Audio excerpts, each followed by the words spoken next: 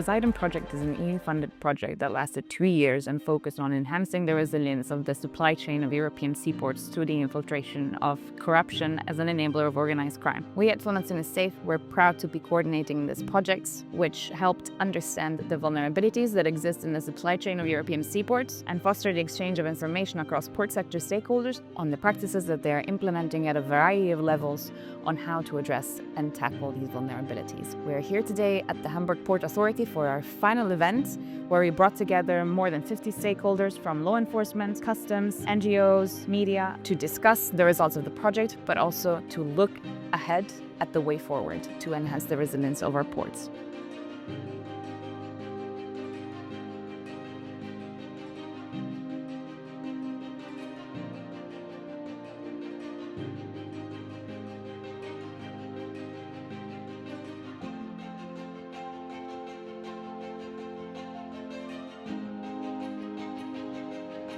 Today we're here in Hamburg for the final event of the POSEIDON project, and it's actually nice to see everything coming together because as Echoes we've worked on different parts of the project. First we mapped the supply chain of the EU seaports, and together with public actors, private stakeholders and the civil society, we started trying to identify where the different vulnerabilities for corruption in the supply chain lie. Then as a second step, we conducted case studies where we really dove into depth to understand the corruption vulnerabilities in specific ports across the EU. Then as a third step, we started mapping the practices that are already out there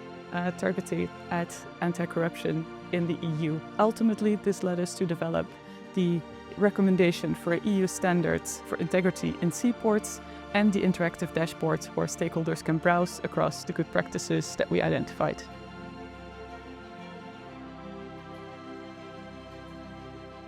For me, the two most important component parts of the success of the POSEIDON project have been the fact that it is underpinned by some really detailed and high quality research work,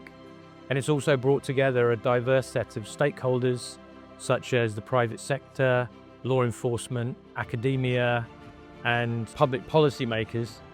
These are the people needed to bring about change in terms of tackling corruption in the maritime sector.